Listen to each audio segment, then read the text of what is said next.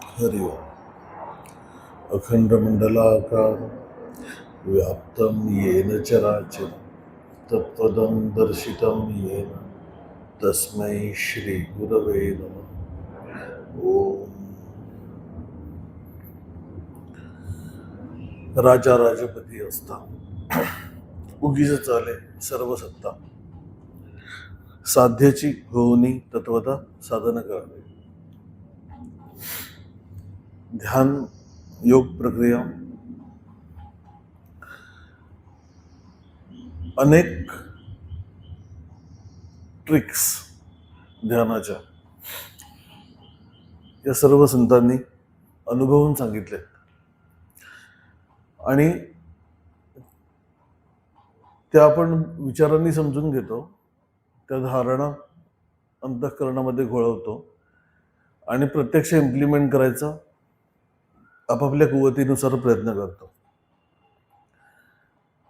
आणि त्यामधून नुसतं विचारांनी ते कितीही घोळवलं तरी विचारांनी जितकं समजलं तरी प्रत्यक्ष ध्यानाच्या वेळेला ते इम्प्लिमेंट करणं हे दरवेळेला शक्य होतं असतला भाग नाही. म्हणून समाधी अवस्था हा भाग म्हणजे ध्यानाचं पर्यवसान समाधीमध्ये होत जाणं हळूहळू. याच्यामध्ये गीतेने जो शब्द वापरलेला आहे बुद्धियोग,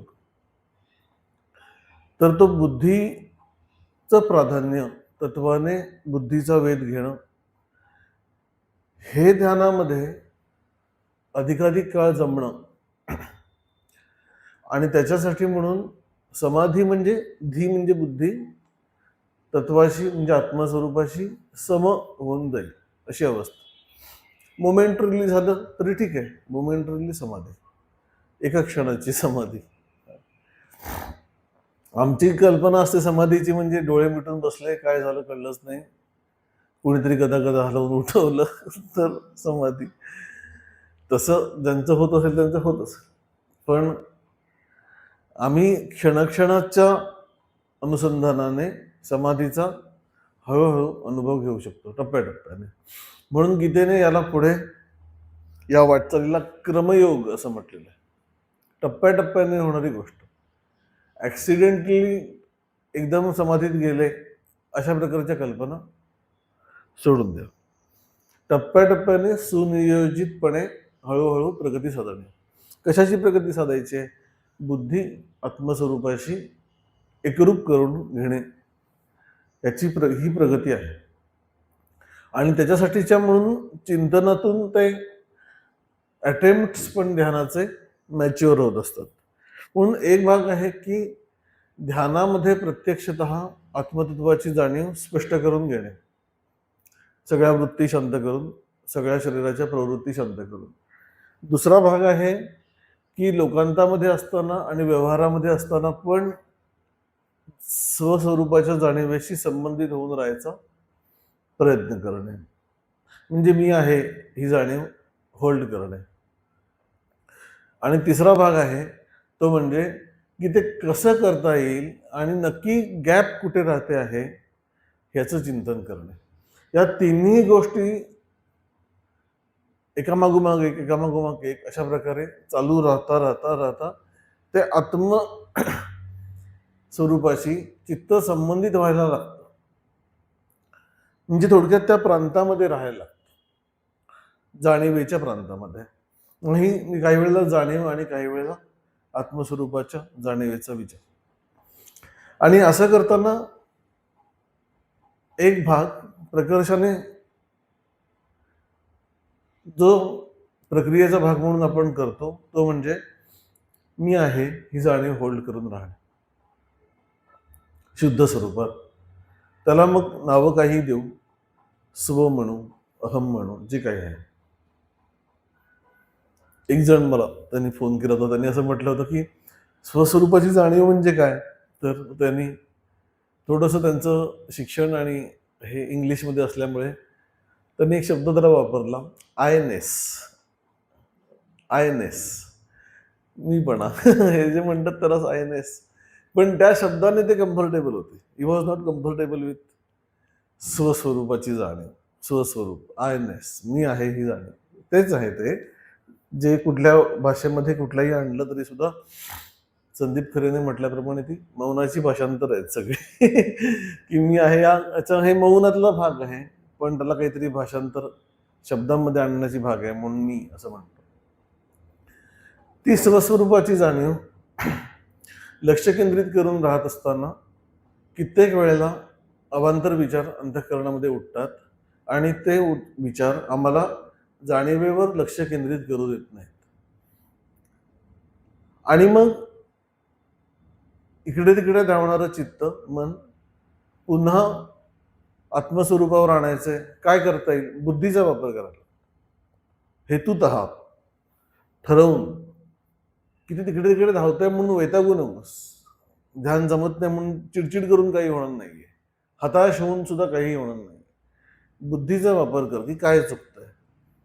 तर हे चुकतंय की बुद्धी जितकी ऍक्टिव्ह असायला पाहिजे तितकी ऍक्टिव्ह राहत नाही, ध्यानाच्या वेळेला पण आणि इतर वेळेला पण. आणि ऍक्टिव्ह बुद्धीने काय करायचं आहे? मी आहे ही जाणीव समजून घ्यायची आहे. समजल्यानंतर चित्ताच्या साह्याने होल्ड करून ते राहायचं आहे. ह्याच्यासाठी म्हणून तो योग अधिकाधिक बुद्धिप्रधान असा करत नाही. बुद्धी याचा अर्थ तिथे बसून अनालिसिस करत बसायची गरज नाहीये. बुद्धी याचा अर्थ ग्रहण करणे, निश्चय करणे, स्वस्वरूपाची जाणीव म्हणजे काय? मी आहे असं जे मला वाटतं तीच जाणीव. मग तिथेच होल्ड करून जायचं. ही जी क्षमता बुद्धीला प्राप्त होते टप्प्याटप्प्याने, त्याने तिला ती जाणीव कळायला लागते. आणि जाणीवेवर राहिल्यानंतर जे वाटतं ते एकदा का अंतःकरणावर रजिस्टर झालं की त्याचा संस्कार घेऊन पुढच्या वेळेला ध्यानामध्ये हा अटेम्प्ट करायचा आहे असं तिला कळतं. तिला ते जमेल किंवा नाही हा सेकंडरी भाग, पण कळतं. आता प्रॉब्लेम असा येतो की जाणीव कळली, तिथे कधीतरी राहायला पण जमतं, किमान विचाराने तरी त्या भागामध्ये राहतं. पण हे सगळं झाल्यानंतर सुद्धा अजून ते जमलं नाहीये असा भाग अंतःकरणावर राहतो. कारण त्या जाणीवेचं करायचं काय? ती कळली ना बुद्धीला आता. म्हणजे एखाद्या मुलाला सांगितलं की तू एखादं अवघड प्रमेय समजून घे कुठल्या तरी शास्त्रातलं, ते समजत नाही तोपर्यंत तो घालमेल करत होता, सगळी साधनं निर्माण केली, अटेम्प्ट केला, समजलं आता प्रमेय, आता काय करायचं? What next? असा प्रॉब्लेम जो होतो तो स्वस्वरूपाच्या जाणीवेबाबतीत पण. जाणीव कळली, आता परत राहायचं, पण काय पुढे राहून काय करणार? तर ती जाणीव पुन्हा पुन्हा वेध घ्यायचा ह्या अटेम्प्ट मधून, त्याच्यातून तो वेध घेण्याची प्रोसेस पण वेगळेपणानेच होते. त्यामुळे काहीही केल्या चित्त म्हणजे मी असं जे जाणवतं ते तत्वामध्ये विलीनच होत नाही, कारण ते वेगळेपणानेच राहतं. पुन्हा पुन्हा पुन्हा पुन्हा पुन्हा ते वेध घेईल. काही काळ जमेल, काही काळ नाही जमेल. शारीरिक क्षमता, मानसिक क्षमता, बौद्धिक क्षमता ज्या दिवशी ज्याप्रमाणे असतील त्याप्रमाणे काही वेळेला ते जमेल, काही वेळेला नाही जमणार. काही वेळेला शांत वाटेल, काही वेळेला नुसते विचारच उठतील. पण हे सगळं झालं तरी विलीन नाही होत. का विलीन नाही होत? कारण वेगळेपणानेच ती जाणीव बघणं चाललंय. मी आहे असं कोणाला वाटतंय? मला वाटतंय. म्हणजे वाटणारा मी जो आहे तो ज्याचा वेध घेतोय त्याच्यापासून वेगळाच आहे. मग त्याला आपण ते स्वामींनी सांगितल्याप्रमाणे सब्जेक्टिव्ह सेल्फ, ऑब्जेक्टिव्ह सेल्फ वगैरे सगळे शब्द आहेत. व्यक्तिमत्वाचा मी, इसेन्शियल सेल्फ, ह्या शब्दांना घोळवून पण काही होणार नाही. मग ध्यान करतोय तो व्यक्ती पर्सनॅलिटी सेल्फ आहे, आणि जसं ध्यान करतोय तो इसेन्शियल सेल्फ आहे. नीट काढूनच बघितलं त्याचे लेयर्स तर असं लक्षात येतं की पर्सनॅलिटी सेल्फ नावाचा कोणी नसतोच. पर्सनॅलिटी ही जो भाग आहे हा मनाचा भाग आहे सगळा. सात्विक, राजसिक, तामसिक जे भाव अंतःकरणावर उमटतात त्यानुसार आमचं व्यक्तिमत्व घडत असतं. Self is always essential. ते अंतःकरणाशी अधिकाधिक काळ संलग्न ह्याची त्याला सवय असल्यामुळे अंतःकरणाचे गुण तो स्वतःवर आरोपित करून घेतो आणि तो स्वतःला पर्सनॅलिटी सेल्फ समजतो. त्यामुळे पर्सनॅलिटी हे अंतःकरणाचं अंग आहे. त्यामुळे पर्सनॅलिटी सेल्फ सोडून द्यायचं आहे आणि इसेन्शियल सेल्फ व्हायचं आहे असं काहीही करायचं नाहीये. इसेन्शियल सेल्फच आहे. पर्सनॅलिटी हे अंतःकरणाचे गुण आहे असं समजून त्याच्याशी आपलं अलगपणा, वेगळेपणा हा प्रस्थापित करायला लागतो अंतःकरणात, की व्यक्तिमत्वाचा भाग हा माझा नाहीये अंतःकरणाचा. मग मी काय आहे? मी केवळ आहे. ह्या अटेम्प्टमध्ये एक साधक आहे जो ध्यान करतो आहे आणि तो साधक, त्याला ध्याता म्हणू, साधक म्हणू, तो काहीतरी साधू पाहतो आहे. काय साधू पाहतो आहे? मूळ स्वरूपाचं अनुसंधान साधू पाहतो आहे आणि त्याच्यामध्ये स्वतःचा वेगळेपणा त्याला मर्ज करायचा आहे असंही त्याला शिकवलं गेलेलं आहे. त्यामुळे तो संस्कार पण शिकवलं गेल्याचा, आता असं करायचं आहे, थोड्या वेळाने मर्ज होणार आहे, हे पण कधी होईल याची तो वाट पाहतो आहे. पण वाट पाहणारा परत तो वेगळाच आहे की. त्यामुळे या शिकलेल्या सगळ्या धारणा घोळवत बसणे याच्यामध्ये तो पर्सनॅलिटी सेल्फ स्वतःला वेगळंच ठेवतो आणि त्याच्यासाठी म्हणून ऐक्य जोपर्यंत होत नाही मूळ स्वरूपाशी तोपर्यंत समाधान ही अवस्था प्राप्त होत नाही, स्थिती प्राप्त होत नाही ती. कारण समाधान याच्यामध्ये एकरूपता आहे आणि त्या समाधानाची वाट पाहण्यामध्ये आम्ही ती एकरूपता घालवतो आहोत. म्हणून अनुसंधान हा शब्द बरोबर आहे, पण अनुसंधान करण्याची पद्धत हळूहळू मॅच्युअर करत न्यायला पाहिजे. ती लगेच साधेल असं नाही, पण विचाराने तरी ती माहिती पाहिजे. आणि ते समर्थांनी काही काही ठिकाणी मोठे उपकार आहेत या लोकांचे, की अशा स्टेप्स नीट सांगणं आणि समोरच्या व्यक्तीचा अधिकाराचा भाग मनात न आणता सांगणं, की तुला समजेल न समजेल असं आहे. जेव्हा केव्हा तू तिथे येशील चिंतनाने तेव्हा तुला कळेल की असं करायला पाहिजे. म्हणून त्यांनी अशी ओवी वापरली आहे की राजा राजपदी असतो. राजा म्हणजे कोण? आपणच. राजपदी असता म्हणजे कुठल्या? आपल्या मूळ स्वरूपावर असतो. एक उदाहरण आहे की राजा ज्या वेळेला राज्यपदावर बसतो, म्हणजे निर्णायकी अवस्था असेल, कोणीच राजा नाहीये, पुढे होणारा राजा हा आहे असं जरी सांगितलेलं असतं, तरी तो जोपर्यंत राज्याभिषेक होऊन राज्यावर बसत नाही तोपर्यंत सगळ्या सिस्टीम्सना त्याचा धाक नसतो. कारण तो अजून राज्यपदावर बसलेला नाही, त्यांना माहिती आहे, पण स्टील तो अजून नाही. राजा राजपदी असता उगीच चाले सर्व सत्ता. उगीच म्हणजे आपोआपच चालतं, काही करायला लागत नाही. तो तिथे केवळ बसलेला आहे म्हटल्यानंतर सगळ्या गोष्टी त्याच्या धाकाने किंवा त्या सत्तेच्या आविर्भावाने नीट चालतात. त्याप्रमाणे राजा म्हणजे आपण स्वतःच, आपलं मूळ स्वरूप. ते ज्या वेळेला मूळ स्वरूपावर येऊन थांबतं त्यावेळेला सर्व गोष्टी एकदम अलाईन होऊन जातात. म्हणजे व्यवहाराला नव्हतं त्याच्यातला भाग नाही, आपण सॉर्टेड होतो व्यवहाराच्या बाबतीत. आपल्या धारणा सॉर्टेड असतात, काही प्रॉब्लेमच नाही, काय व्हायचं ते होतं. अशा प्रकारच्या भूमिकेत ती व्यक्ती येते.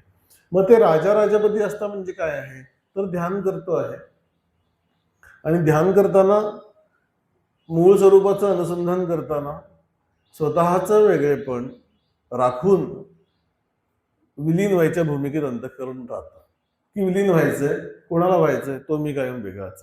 तो वाट बघतोय विलीन व्हायची. विलीन होण्यासाठीच्या त्याच्या आतापर्यंत चालत आलेल्या ज्या प्रक्रिया आहेत त्या सगळ्या तो रिपीट करत राहतो. जमले नाहीत की तो पुन्हा एकदा त्या अटेम्प्ट करतो. मग नाही जमलं तर सद्गुरूंची करुणा भागतो की करून द्या मला एवढं. पण असं म्हणत असताना पण वेगळाच राहतो तो. त्याला पूर्वी मोदीजींनी पूर्वीच्या सरकारमधल्या भ्रष्टाचारांचं वर्णन करताना आधीच्या पंतप्रधानांबद्दल बोलताना एकदा जे एक वाक्य वापरलं होतं की बाथरूम में रेनकोट पहनकर नहाना. हे त्यांनी ते खूप सर्कॅस्टिकली म्हटलं होतं. पण तसंच आम्ही पण ती शुद्ध जाणीव आमचं वेगळेपण कॅप्चर करू नये याची प्रिकॉशन ठेवून ठेवून विलीन व्हायचा प्रयत्न करतो. कारण का तर आम्हाला ते विलीन व्हायचं नसतं, आम्हाला अनुभवायचं असतं. विलीन होणं अनुभवायचं असतं आणि विलीन होणं हा शब्द किंवा ही प्रक्रिया आणि अनुभवण्याची इच्छा या दोन्ही परस्पर विरोधी आहे. म्हणून कुठल्याही अनुभवाची अपेक्षा तिथे ठेवता कामा नये. कारण अनुभवाची अपेक्षा आली की एक अनुभवणारा मी आला, आणि अनुभव आला म्हणजे वेगळेपणाचा. कारण त्याला अशा प्रकारे स्वतःला विलीन होऊन जाण्याची त्याला सवय नाहीये. विलीन होणं त्याला एक प्रकारेच माहिती आहे झोपेमध्ये, आणि ते विलीन होणं त्याच्या हातातलं नसतं. त्यामुळे ते नक्की कशा प्रकारे विलीन होत जातं तमोगुणात्मक असल्यामुळे त्याला माहिती नाहीये. त्यामुळे ते एकदम झोप लागून केव्हा गेली असं सांगता नाही येत की किती वाजता मी झोपलो, असं नाही सांगता येत. या सेकंदापर्यंत मी जागा होतो आणि मग या सेकंदाला झोपलो असं माहितच नसतं, एकदम गेलं कधीतरी ते. तशा प्रकारे ठरवून विलीन होणं हा आपण ध्यानयोगामध्ये थोडंसं करतो. पण ठरवून विलीन होण्यासाठीची भूमिका अनुभव घेणाऱ्याची स्वतःचाच अनुभव आहे. पण स्वतःच्या अनुभवामध्ये स्वतः मुरून जाणे याच्यासाठी म्हणून अनुभव घेण्याची इच्छा त्याने काढून टाकायला त्या क्षणाला, त्या प्रोसेस. त्याच्यासाठी म्हणून काय करता येईल तर त्याला समर्थने पुढच्या चरणामध्ये कशा प्रकारे साधना करावी, साध्याची होऊनी तत्वता साधन करावे. साध्य काय आहे? माझं मूळ स्वरूप आहे साध्य. त्याच्यासाठी साधन काय आहे? मीच अनुसंधान हे साधन आहे. कोण करतो आहे? मीच करतोय. मी साधना करतोय कशासाठी तर माझंच मूळ स्वरूप अनुभवण्यासाठी. हा इन इटसेल्फ एक कॉन्ट्राडिक्शन आहे की तूच जर का आहेस, मी आहे, तर तू स्वतःचा अनुभव घेण्यासाठी साधना कशाला करतोस? हातातच पैसे आहेत तर तेच पैसे मिळवण्यासाठी कोणी नोकरी करायला जात नाही. स्वतःकडेच आहेत हातामध्येच. पण मूळ स्वरूप काय आहे? मी आहे, हेच मूळ स्वरूप आहे. मग अटेम्प्ट कसला करतोस? अटेम्प्ट एवढाच करायला पाहिजे की मी नाही अशा ज्या गोष्टी आहेत त्या सोडून देणे, की जे उरतं ते आपलं स्वरूप उरतं. मग भूमिका काय ठेव अंतःकरणाने की मी ध्यान करतोय आणि ते तर अनुभवणार आहे असं नसून माझं मूळ स्वरूप मला जे अनुभवायला येत आहे तेच माझं साध्य आहे. त्यामुळे वेगळेपणाने मला अनुभवायचं आहे अशातला भाग नसून साध्य म्हणजे इसेन्शियल सेल्फ असं त्याला जे म्हणतोय म्हणजे आमच्या सोयीसाठी ते साध्य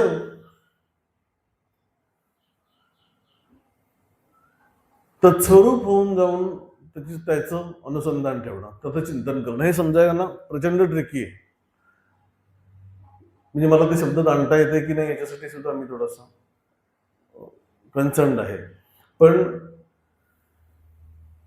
जे प्राप्त व्हायचं मी आहे ते ऑलरेडीच तिथे आहे, कुठून तरी आणून बसवायचं नाहीये. हा भाव, सहा अहम याच्यामध्ये सहा म्हणजे कोणीतरी ईश्वर नव्हे, मूळ स्वरूप माझं मी आहे, ही जी जाणीव मला लक्षात येते तीच मी आहे, तेवढीच मी आहे. आमचा प्रॉब्लेम असा होतो ती एक जाणीव आम्हाला लक्षात येते, पण बाकीचं सगळं अनेक अंतरंगामध्ये उठणाऱ्या सगळ्या वृत्तींसहित असणारा जो मी तो त्या शुद्ध जाणीवेचा वेध घेतो, तो म्हणजे मी असं समजून त्या शुद्ध जाणीवेवर लक्ष केंद्रित करून बसतो. तसं न म्हणता जी शुद्ध जाणीव मला कळते आहे तेवढीच मी आहे, तीच मी आहे. तिच्यापासून वेगळं राहून मला ती अनुभवायची नाही. ती जी जाणवते तेच माझं मूळ स्वरूप आहे. मग आत्ता माझ्या अंतःकरणावर आहे ते काय आहे? ते सगळं आवरण मी धरून बसलेलो आहे, पण ते मी नसून जी जाणवत आहे ते मी आहे. हा भाव होल्ड करणं याचा अर्थ साध्याची होऊनी तत्वता साधन करा. हे करायला कठीण आहे कारण की आमचा जी साधक वृत्ती आहे की आम्हाला साध्य करायचं आहे ही आम्हाला पुढची स्टेप घेऊ देत नाही, मागे ओढून धरते. पण हा संस्कार अंतःकरणाला देणं की जे जाणवत आहे मी शुद्ध स्वरूपात ते माझं मूळ स्वरूप आहे, तिथे मी असायला पाहिजे.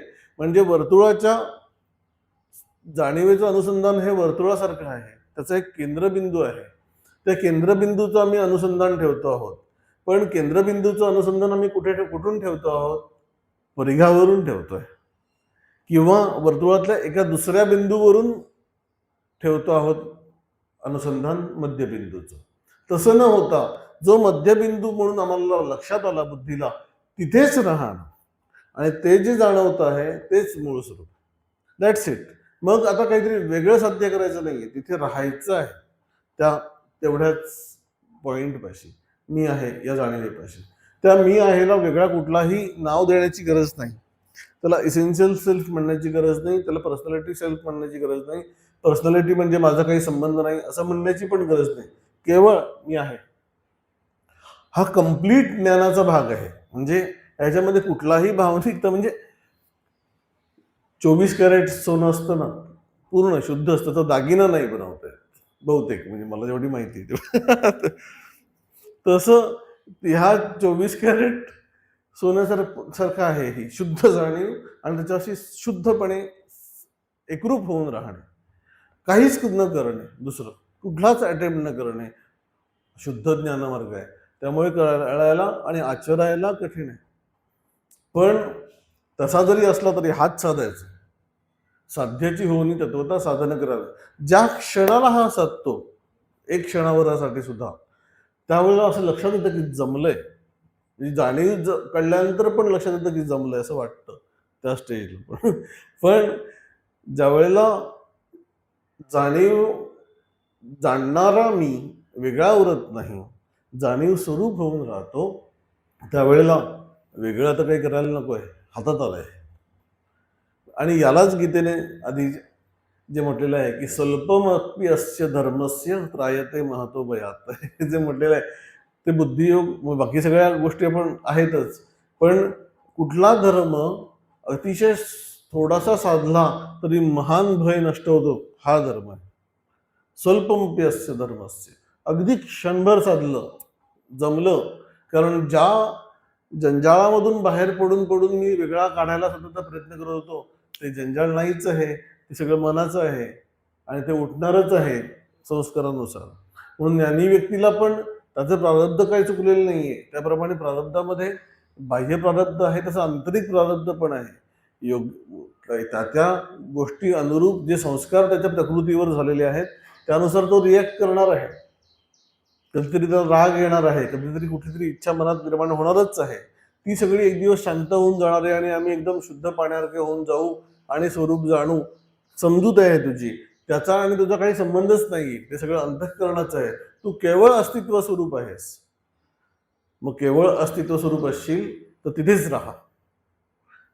जे अष्टावक्र गीतेमध्ये हाच भाग आला आहे ऍक्च्युली सगळं, की काय करायला पाहिजे, काही करू नको, तिथेच राहा, स्वस्वरूपापाशी राहा.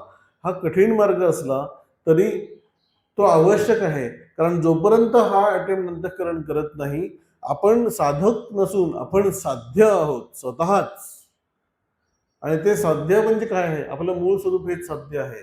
त्यामुळे हा सगळा जो खेळ मांडलेला आहे हा अंतःकरणाने मांडला आहे, की एक मी साधक आहे, आता मी एक साधना करायला पाहिजे, मी एक साध्य म्हणून मी आत्मस्वरूपाला प्राप्त होणार आहे, असं काही नाहीये. ही वाक्य समजून थोडीशी सांभाळून घ्यायला हवेत, की असं काही नाहीये असं आपण म्हणता कामा नये. म्हणून समर्थांनी पण साध्याची होऊन तत्वता साधन करावे कसं सांगितलं. साधना वगळून टाकणं हा उपयोग नाही, की आता मी आहेच, आता मग काय साधनाची गरज नाही असं म्हटलेलं नाही. साधन करावे, कारण साधनाची आवश्यकता ही तुझ्या अंतःकरणाला आहे, शरीराला आहे, कारण त्याच्यामुळेच विलग झालेला आहेस तुझ्या मूळ स्वरूपापासून. त्यामुळे साधनेची आवश्यकता ही अंतःकरण शुद्ध राहावं, सत्वगुणी राहावं आणि तत्वानुसंबंधी राहावं.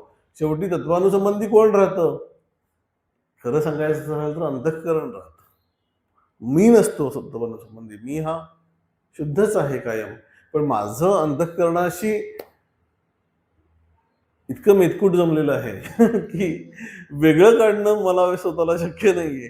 त्यामुळे मला साधण्याची गरज आहे असं मला वाटतं, अंतःकरणाला गरज आहे. मी जर स्वतःला शुद्ध स्वरूपात भावत असेल तर मला साधना नावाची वेगळी गोष्ट उरत नाही, मीच आहे केवळ. ही ज्ञानी व्यक्तीची स्थिती आहे, आपण आपल्याला लावून घ्यायला काही गरज नाहीये लगेच. पण साध्य होणं म्हणजे काय, तर शुद्ध स्वरूपाची जाणीव जी मी आजपर्यंत साध्य समजत होतो ती स्वतःच आहे असं समज. हा एक ट्रान्झिशनची एक फेज असते कित्येक वेळेला, की तसं कळतंय पण तसं होता येत नाही. त्याच्यातूनच जायला लागतं थोडंफार थोडंफार. त्याचा कालावधी कमी जास्त असू शकतो. म्हणजे एखाद्या मुलीचं लग्न ठरलं, त्याच्यानंतर लग्न झालं. आता लग्न झालं तरी सगळ्या डॉक्युमेंट्सवर नाव जुनंच असतं. पुढचं नाव लावायला म्हणून आणि तिला पण आपलं नवीन नाव, जर का नाव बदललेलं असेल, तर ते रुळायला तिला वेळ लागतो थोडासा. जुन्या नावाचीच आठवण असते, नवीन नावाची आठवण नसते. तसं मी तत्वस्वरूप आहे हे कळलं तरी अंगवळणी पडायला वेळ लागतो. जुन्या संदर्भानेच सगळ्या गोष्टी घेतल्या जातात. त्यामुळे साधनेचा संदर्भ पण एक साधकाचा संदर्भ आहे, की जो वेगळेपणाने काही साधू बघतो आहे. आणि दुसरा साधकातून सिद्धावस्थेत जाणाऱ्याचा एक संदर्भ आहे. तो तिथे गेल्यानंतर आपण इथेच आहोत हे स्वतःला पुन्हा एकदा ठसवू बघतो. एकदा का ते ठसलं की नंतर काही करायची आवश्यकता नाही. मग नैष्कर्म्यावस्था सुरू होते. ही नैष्कर्म्यावस्था शरीर मन बुद्धीच्या सहाय्या त्याच्यासाठी म्हणून लावायला नको. त्याला ज्ञानस्वरूपावर येण्यासाठी कुठल्याही कर्माची गरज नाही, आंतरिक अटेम्प्टची गरज नाही, हा त्याचा अर्थ आहे. पण तिथे येण्यासाठी म्हणून जो सूक्ष्म अटेम्प्ट लागतो, तो जोपर्यंत आम्ही वेगळेपणाने करू तोपर्यंत त्या वेगळेपणामध्ये आम्हाला समाधान प्राप्त होत नाही. हळूहळू असं लक्षात येतं की काहीतरी गॅप राहते. कसली गॅप राहते? तू जे मानून चाललास की मला हे प्राप्त करायचं, हीच गॅप. तू आहेस तिथेच राहा, ती गॅप मिटून जाईल. तशा प्रकारचं साधनेचा एक महत्वाचा भाग कदाचित हा अजून एक्सप्लेन करायला हवा आहे. म्हणजे आत्ता जो झालाय त्याच्यामधून पण, कारण हे सगळं खूप निसरडी वाट आहे खरं सांगायचं तर.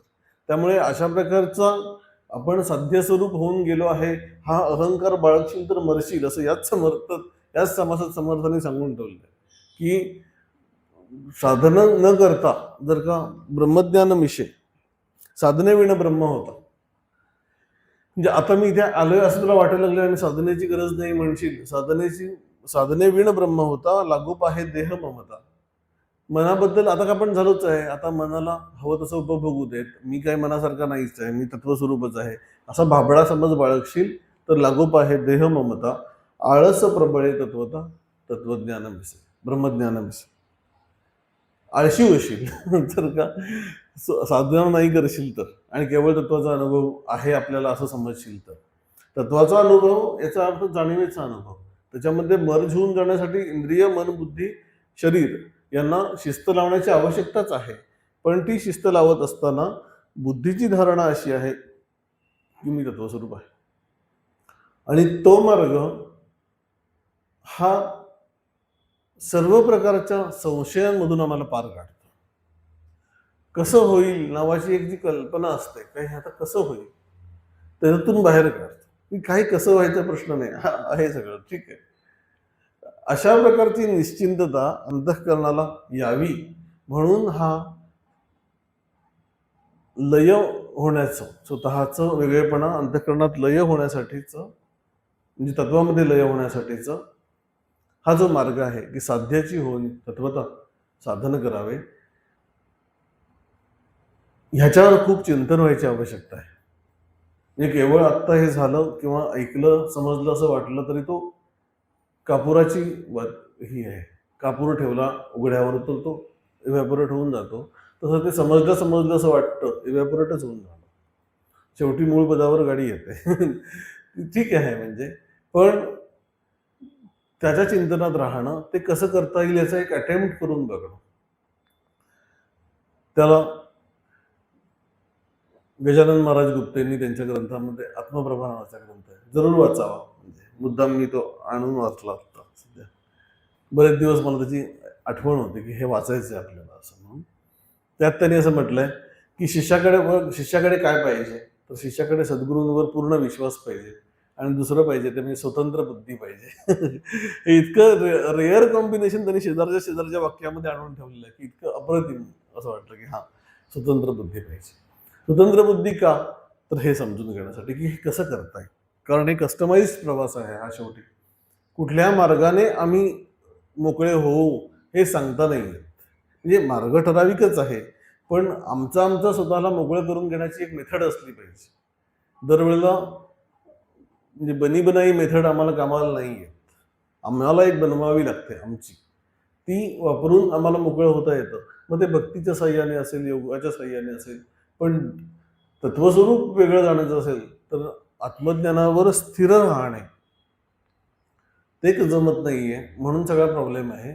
ते जमण्यासाठी म्हणून ही भूमिका अंतःकरणाने घेणं, की मी असं मला जे जाणवतं आहे याच भूमिकेमध्ये साध्यच आहे ते. साधन म्हणायची पण गरज नाही. त्याला साधक नावाची भूमिका ठेवायची पण गरज नाही. साध्य स्वरूप होऊन राहणं आणि साधन करणं. हरि ओम तत्सत. सदा सर्वदा योग तुझा घडावा, तुझे कारणी देह माझा पडावा. उपेक्षू नको गुणवंता अनंता, रघुनायका मागणे हेची आता. उपासनेला दृढ चालवावे, भूदेव संतांसी सदा नमावे. सत्कर्म योगे वय घालवावे, सर्वामुखी मंगल बोलवावे. जय जय रघुवीर समर्थ.